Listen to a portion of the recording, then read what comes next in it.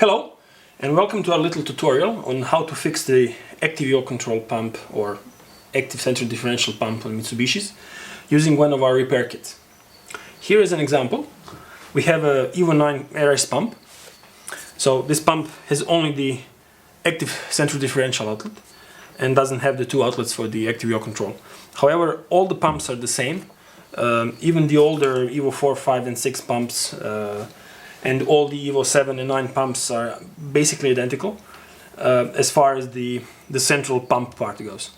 I also believe that the Evo 10 pump is the same here. So our little repair kit deals with the failure of the pump, not with the failure of the electric motor, but mainly the failure of the pump, and also provides additional parts to overhaul the whole pump. So what happens with the pumps? The pump is located under the car. On US cars it's located in front of the car. However, all of the pumps are not isolated from surroundings. So what you get water spray from under the car, you get salt from the road soaking the pump. And then you get corrosion. Main corrosion you see here and here on the two connections between these three parts of the pump. The motor, the central parts of the pump and the whole housing. So the corrosion gets in, and then there is a little pump plate that's between these two parts of the pump. It gets corroded also, swells a bit, distorts, and then you don't have the proper seal within the pump. And then the pump loses pressure, and you get the famous 3 lights on error on the car. Here's the toolkit. It consists of two things. First is the little box that's used to run the pump and the valves, and here is a little set of pressure gauge and an adapter to connect to the pump, plus some blanking plugs to close the outlets of the pump so that you can check the pressure that the pump is making. The electric box connects to the car battery, then to the pump drive, and on this side you connect to the various valves. This is for the central diff valve, and these three are for the active yaw control valve. Here is also a little diagram showing how to connect. And this is the pump repair kit. It consists of a new pump plate, laser cut stainless steel, new bearing for the electric motor, new oil seal for the electric motor, new bolts, all new rings, both for the pump, the housing and the valves. You will be using one if you have just the active central differential pump, or all three of them if you have the complete set of active yaw control and active central differential pump. And a little sticker, and you will see why we use it later on. So, how to fix the pump? Well, first you need to check if the pump is gone or not. There are a couple of failures with the pump. Today we're dealing with the failure of the pump itself, so the failure of the hydraulic pump. Sometimes the electric motor can actually seize, so you first need to check what's wrong with the pump. The first symptom that people usually get when the pump is gone, they get the 3 lights of the active central differential. The 3 lights turn on, and then you know the pump is not working. You can check the pump even without any tools on the car. So if you turn on the pump by pressing the throttle to the floor when turning the ignition on, you should be able to hear the pump starting up. In normal operation, the pump will start up, and after a couple of seconds you can clearly see that the pump is slowing down and shunting off. So the pump will shut off when it reaches the critical pressure. But you can before that you can see the pump is slowing down because the pressure is rising. In non-functioning pumps, so when the pump breaks down, you can see the pump running at the same constant RPM the whole time, and then it usually lasts for seconds and seconds, and then the computer will switch it off by itself and turn on the 3 lights as an error signal. So, how to check the pump? You can do this test on the car, especially if you're using our kit, or you can take the pump off and then test it on the bench. If you're taking the pump off, make sure you take the fluid reservoir with it, because you will need it to test the pump. Normally you would take the pump off and then put the pressure gauge here And you can do this because in our kit you get the adapter for this. However, I think it's a waste of time because it's much easier to use the active center differential outlet and put the pressure gauge there. So we just put the pressure gauge in.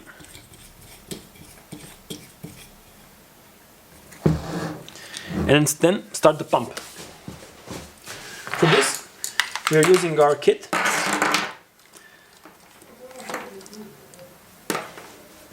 So connect the wires to run the pump. And make sure that we have some fluid in the reservoir, so the pump has enough fluid to pump. So first we need to run the pump, and these two wires. But we also need to open the valve for the active central differential so that the gauge would see some pressure for the reservoir. So we use these two wires, and I will put up the schematic how to run it. Okay, so now this is connected, and then I'm going to use just a small battery to run the pump. So you can hear the pump running.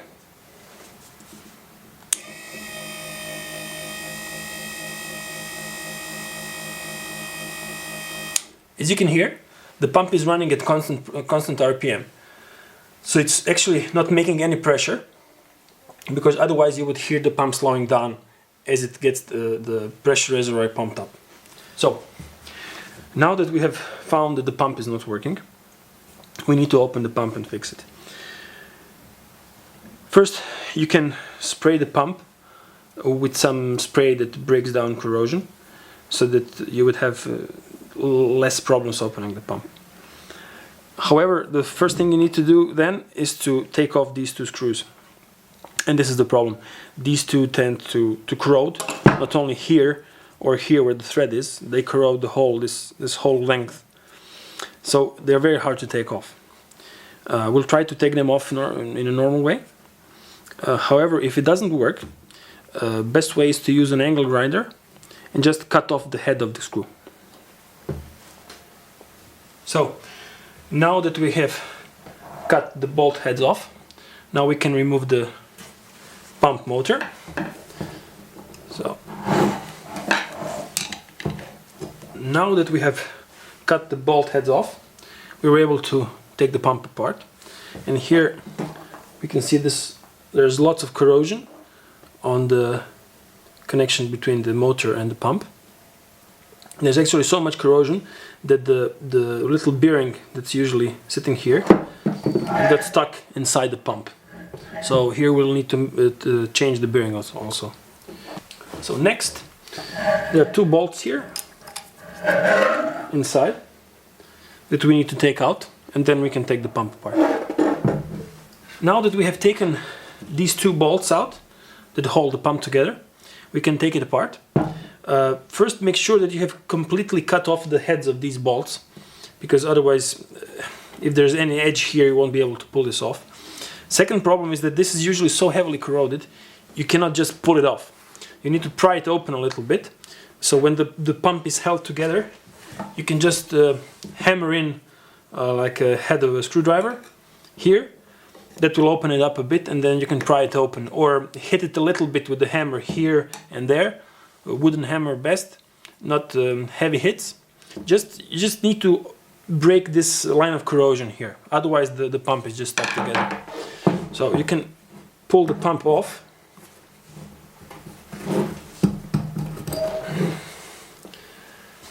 And here, this side looks quite okay. This is the pump rotor, and there is usually like an O-ring here, which is now stuck to the pump here. But if we take a look at the pump, you'll see quite a lot of corrosion on the edges and here. But that's not the main problem. The main problem is that there is corrosion on the other side of this plate. So this is the pump plate that we are changing with the new one. And this one is heavily corroded on the other side also. So the next problem that we have, next two problems actually, is to how to take these two bolts out and how to take the pump plate off. This is the plate that we need to change. The little steel pins we can just pull out with pliers. That's not a problem. And with these two bolts, what I usually like to do is to weld on either a nut on the top or a piece of steel somewhere here. Just weld it on. The heat from welding will actually break this corrosion a bit, and then you'll be able to pull out these two bolts. Try not to break them, because you need them. With the plate, it's a bit of a problem, because it's usually so heavily corroded you just cannot pull it out. And you need to make sure that you don't scratch or break the insides of the pump. So what I like to do is I like to take like an angle grinder or a die grinder and just grind in a little hole here. On this part of the pump here you have nothing special going on. So just make a cut here. Just cut through this part of the pump so deep, and then you'll be able to see the pump plate. And actually this is what was done on the other pump that I have here. Here you can see that the pump housing is ground away a bit, and here you can see the other part of the pump, so this other housing, and between them you can see the pump plate. And you can easily pry out the pump plate here. Just to show you what we did to get the bearing out, I welded on this little piece of tubing. It's 25mm tubing or 1-inch tubing. It fits on the bearing just right. So we welded it on, and we're gonna then hit with a wooden hammer on the bearing, on the pump housing, so that the bearing comes off. A similar thing we did with the bolts. Just welded on a piece of washer, and then the heat got the corrosion off, and then we could just easily unscrew it out. Okay, let's take the pump plate out now. This is a good time to take the little hydraulic valve out. It's held only by one bolt and a little plate. It's usually corroded, so it's harder to get out. But the valve itself shouldn't be corroded, and just pull it out. If it's heavily corroded, you won't be able to pull it out, and then I think it's bye-bye pump time, because I don't know how you can fix this. This little O-ring you get with the rebuild kit, so you can change this. But just clean the valve, don't touch too much, and put it on the side. If you have the 3-valve pump, then please make sure you don't switch the valves between each other. Next, we need to take the pump plate out. You can see I did a little notch here with the die grinder to be able to take the plate out, because it's usually heavily corroded and you cannot pull it out. However, this was so heavily corroded that I actually broke a part of the pump plate, and I couldn't take the pump plate out. So what I did the second notch here in this part of the pump, and this is a non-critical part again, so we could get to the pump plate. What you can also do, you can even grind down this whole lip that exists around the plate. It's really non-structural. You can grind it out if it helps you take the plate out. But usually with the 1 notch or 2 notches, you will be able to take the pump plate out. So let's see the pump plate. As you can see, it's heavily corroded, and this whole part of the pump plate is actually left stuck on the pump body. So let's take a look. Okay, so we see this heavy corrosion here. It's actually part of the pump plate, but the central part of the pump is nice and clean, and this is really important. It usually, or it almost never gets corroded, because this O-ring is doing its job. But what's happening with the pump? This pump plate gets corroded and kind of swells all around, or in just one part like here, and it deforms a bit, and you use this very small clearance between the pump plate and the pump body, and then you get high pressure oil coming from this side, which is the high pressure side of the pump, flowing back to the low pressure side. And this one-way valve is let's say a high pressure one-way valve. So if you then don't have a couple of bars of pressure on this side, this valve will not open at all. So then the result is that the pump is not working at all. So our next thing we have to do is we need to clean the pump. First, we take off the O-ring, and then we need to take the corrosion off. What I like to do is, first I like to put something on this nice clean piece of aluminum in order not to damage it, and also in order not to get any of this corrosion into the system. It just simplifies the cleaning, but you will need to clean it afterwards. That's why we provide this little sticker. You just glue it on, or stick it on.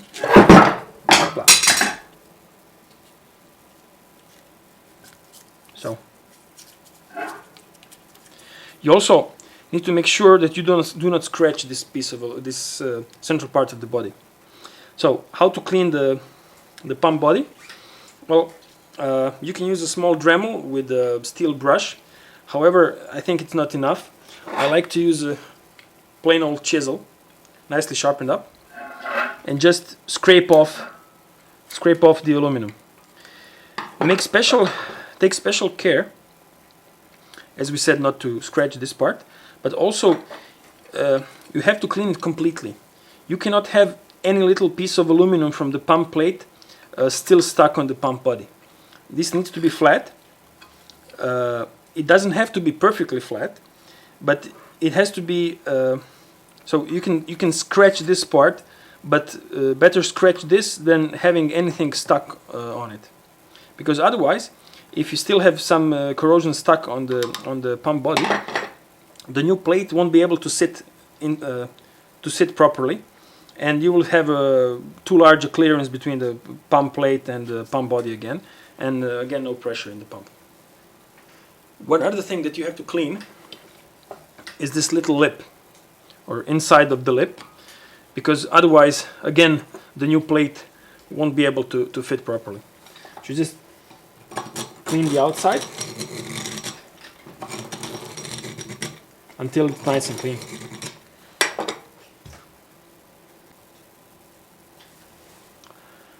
So after a rough clean,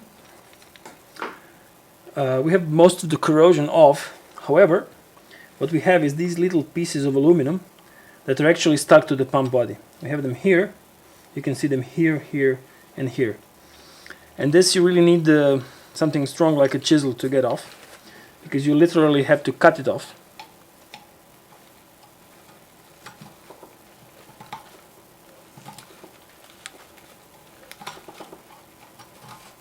Like so. Don't be scared to scrape a bit on the pump body, because this has to get off completely. After some cleaning, you can see that this part here is almost done. However, here you can still see a piece of aluminum that's stuck to the pump body. So you heard me use the word clean too many times. However, this is basically what we are aiming for. So no more corrosion, no more pieces of aluminum plate stuck on the body. Scraped a bit, but it's okay. You need to keep this part under the sticker. This needs to be perfect. The inside of the lip is also clean, and you will notice there is a little groove on the outside here. You can clean it out too. It doesn't have to be perfect. The whole point is that this inside of the pump needs to be flat, nothing sticking out. That way the pump plate will sit properly. Also take a file off the corrosion here, because you want the two halves of the pump to sit properly together. There shouldn't be anything between the two. Also, the other half of the pump, file this off. Just clean the corrosion, use a file. Clean the corrosion on the outside here so that it sits properly. The inside will usually be okay. You can clean it up a bit. You can wash everything and clean the bolt holes, because they usually have some corrosion in the inside. This side where the electric motor sits is usually full of corrosion. The problem that Mitsubishi did is that they put an O-ring here, but it was put on just normal cast aluminum, so the water could get around the O-ring and inside. What you want to do here is just clean everything, pay special attention to the hole where the engine bearing sits, because you don't want the bearing to get stuck again. One more thing to check is the motor itself. In this case, the bearing got stuck inside the pump body here. So when we pulled the motor away from the pump body, we actually had to pull it out and pull the bearing off the axle. So this is a good chance to open the motor and check it out. If the bearing keeps on the axle, the chances are the bearing is okay and you actually don't have to change it. However, in the kit you will get the new bearing. So in this case, we open the pump. You just take it apart. This part, this is the part that needs to be cleaned. You need to clean all the corrosion off, and from the O-ring section here, and from the base of the bearing. And also, the other half is the rotor, which you have to pull out from inside. Just the magnets keeping it. So you take the rotor and just check this copper surface. It's usually a little bit dirty, so you can get some Scotch-Brite and just clean it a bit. Now that we have cleaned the pump, it's time to put it together. First we need to put the pins in, which go here. And the first thing I do is I put some lube, some grease, inside the holes for the pins, but also inside the holes for the bolts, so they don't stick on us again.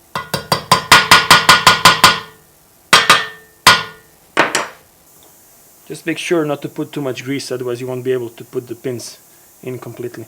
Next, check that the plate is fitting right.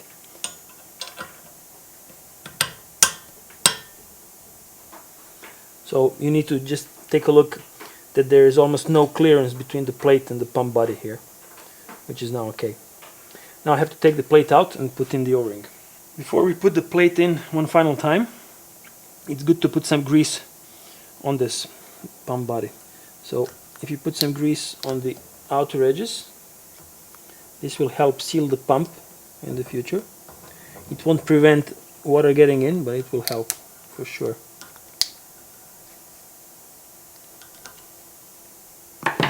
Then you can spread some grease on the pump body.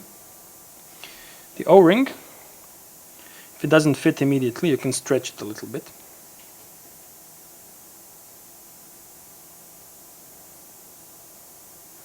Just put it in.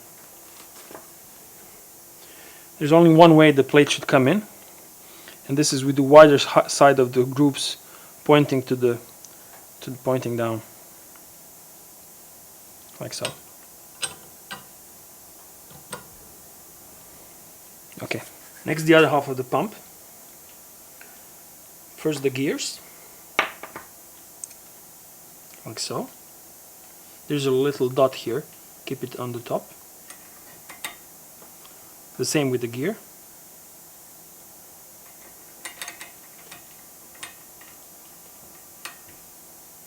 Then you can put in the axle, this side in.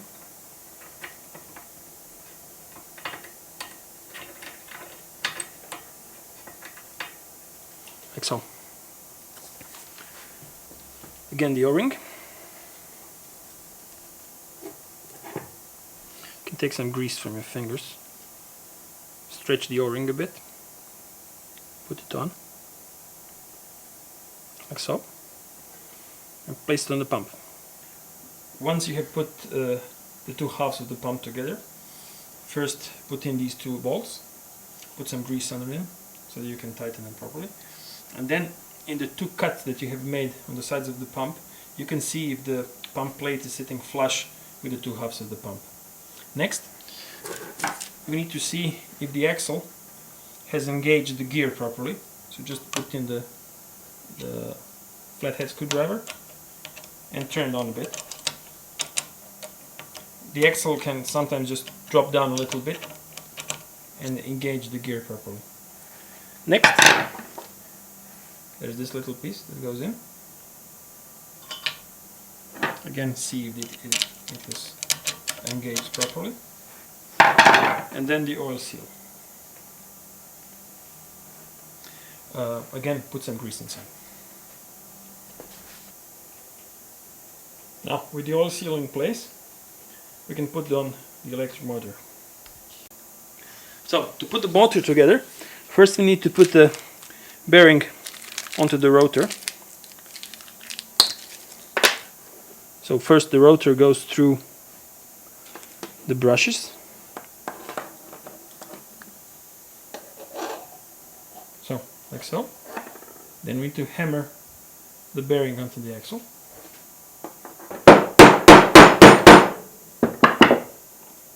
So what's important is that from the top of the bearing to the top of the axle you have only 12 millimeters, not more.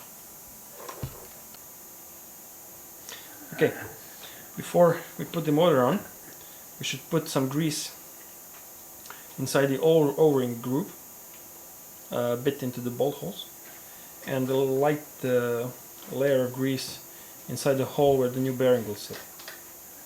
This will make it easier for you to put the motor on. So first the O-ring.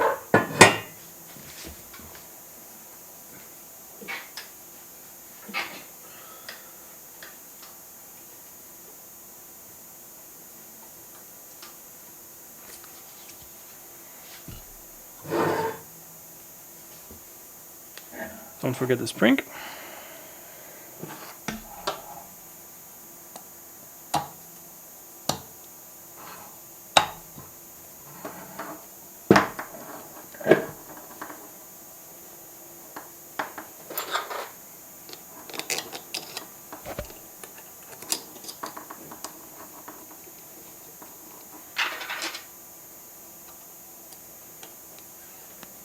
So the last thing is the valve.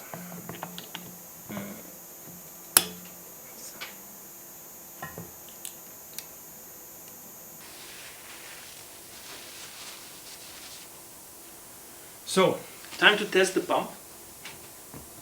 There is one problem with starting the pump for the first time, and that is that when the pump is dry, you need to prime it with a little oil. If you just add oil to the tank, it probably won't get to the pump. So you need to turn the pump upside down and add some oil directly to the inlet hose, which is the thick one. And then you can turn it over and put on the tank and add oil. One more word of caution: there is a very fine filter inside the container, so it will take some time for the oil to flow through the filter into the pump. This is strange, but it's how it is. So when you turn the pump on, when you hear such sound, and this is the pump running slower and slower, it is actually pump making pressure. If it's running at high speed, then it's making no pressure at all. So what it's doing now, it's sucking all the oil from the tank and letting all the air out back into the tank. So now we're missing oil. I need to add some more. And if we turn on the ACD valve while running the pump, we will see some pressure on the gauge.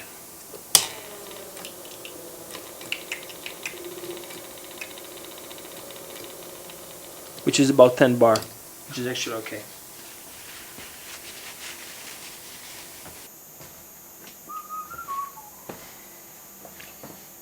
So, the final question is how to seal the pump so it doesn't fail again.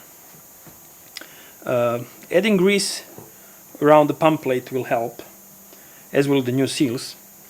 However, the best thing you can do is to check out our new box for the pump, which will seal the pump against all the elements under the car. The problem is, this will only work for European and Japanese models. For the US customers, this is not available because you have the pump in front of the car in the engine bay. For you, I would suggest using some silicone sealant around this joint, all around, and again here between the motor and the pump. This might help.